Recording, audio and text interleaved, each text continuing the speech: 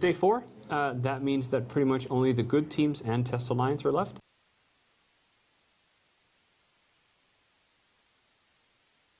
Test Alliance, please ignore. Worst of the best. Delicious spaghetti you eat while waiting for a prey to put its shiny paw into his career. So you always let jump, and let the bodies hit the floor, and that is how the groove comes from.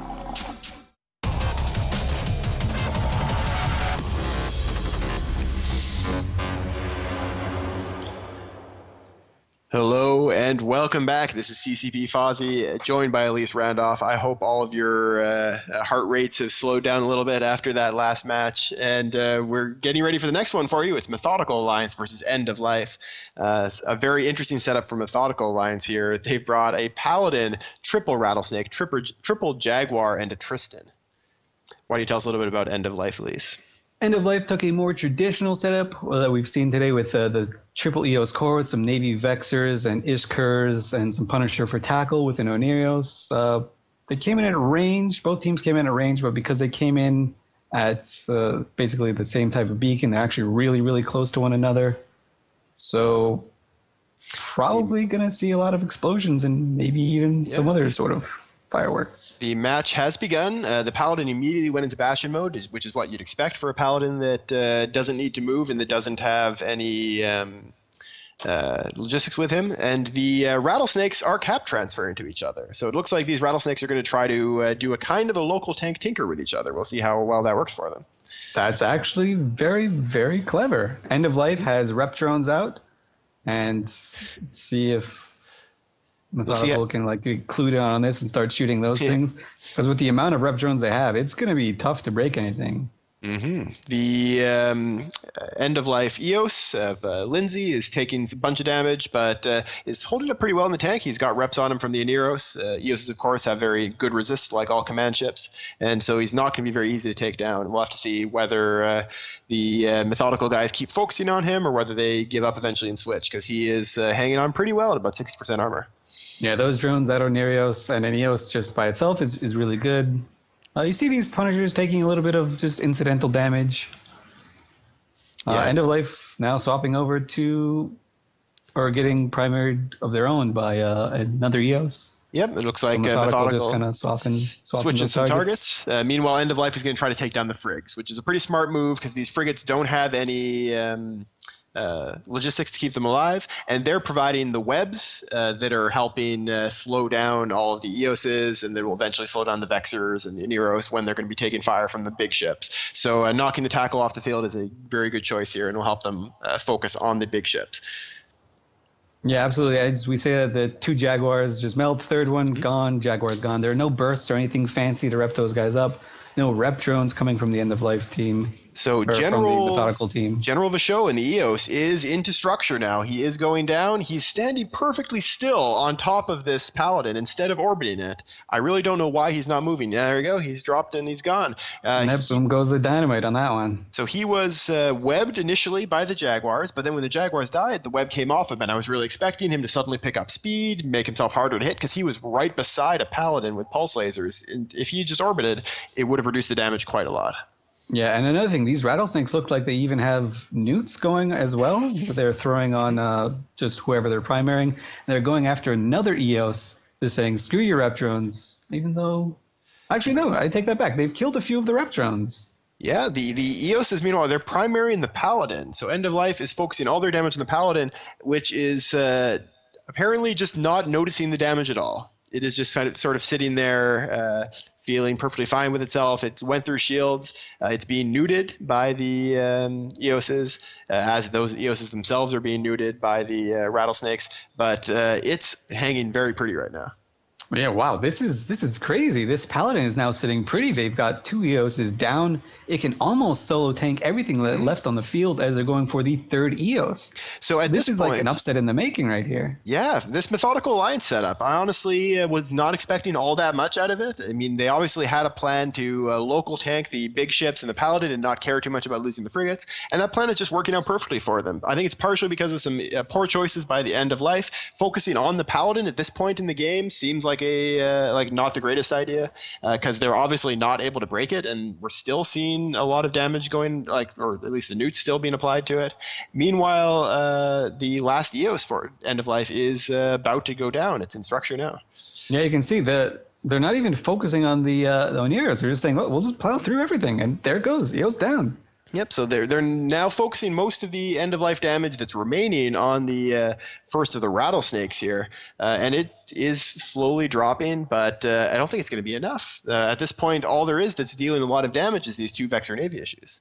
Yeah, if these rattlesnakes have a cap chain going, they should be able to run their local tank indefinitely. I don't see many newts or anything from the end-of-life team to affect that at all. Still, the rattlesnake is breaking.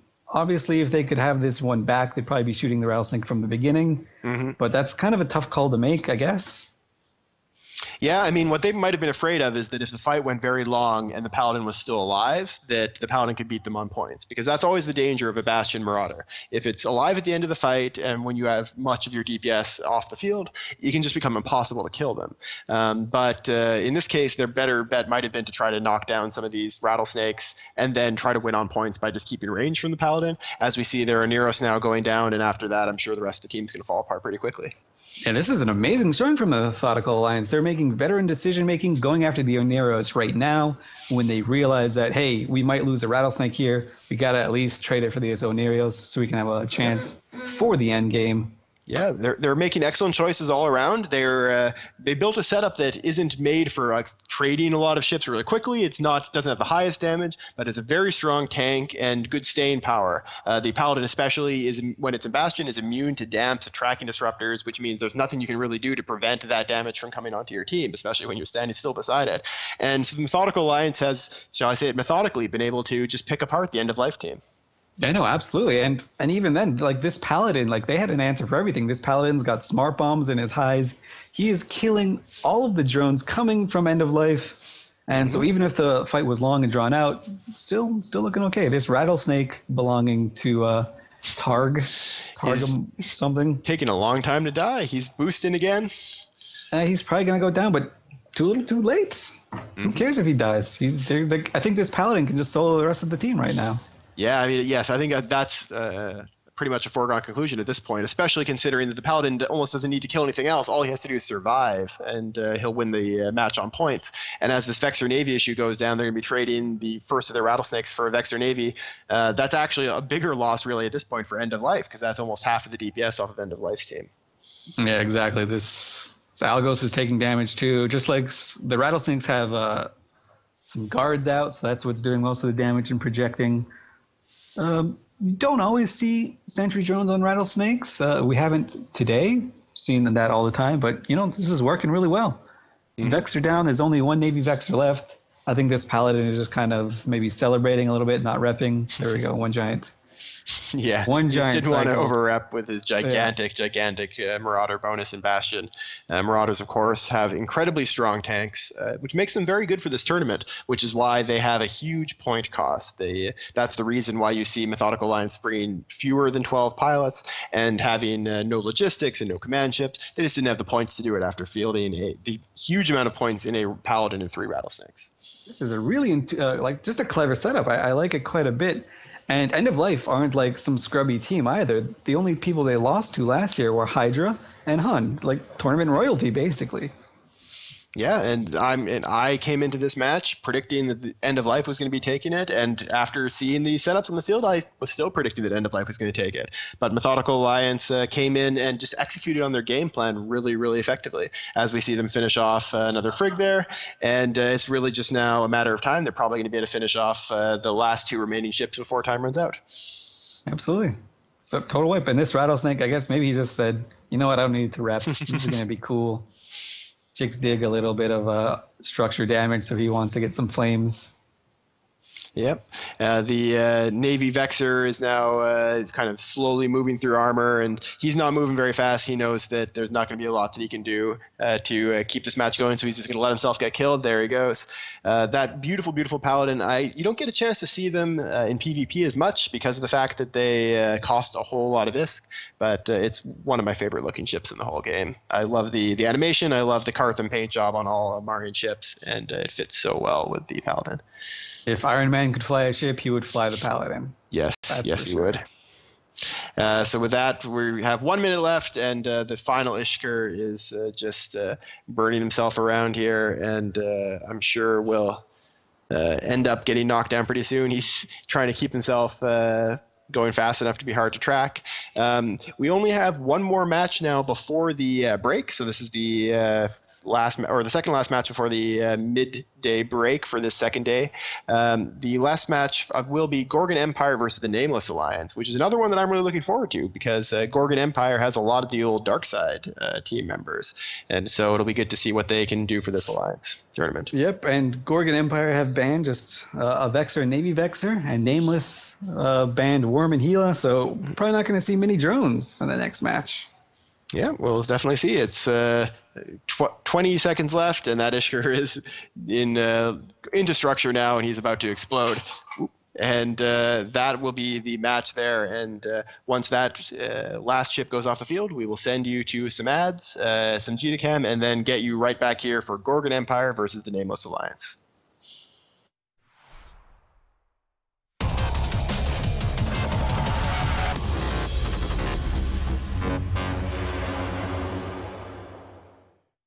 You want to stay up to date on the market?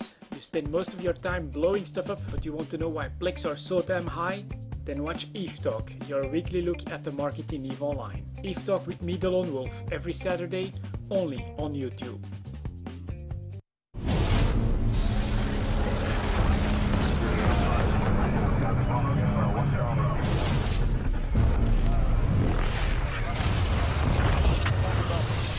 Negative Waves Alliance. Do you like waffles? I like waffles. I like waffles. Do you like waffles? Yes, I like waffles. And pancakes and French toast.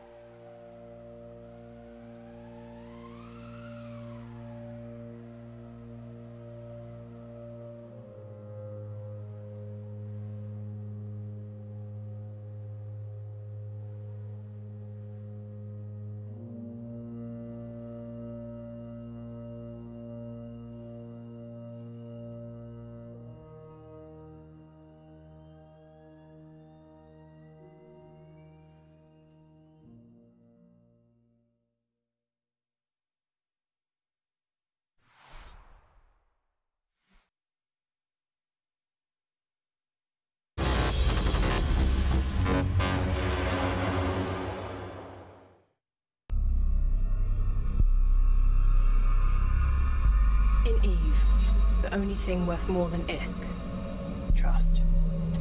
This October 4th in Amsterdam, Eve is real.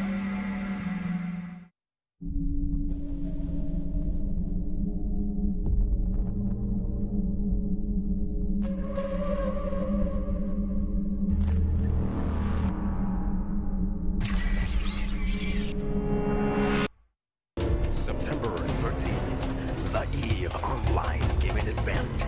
Hashtag Eve_NT. Be there or be a douchebag.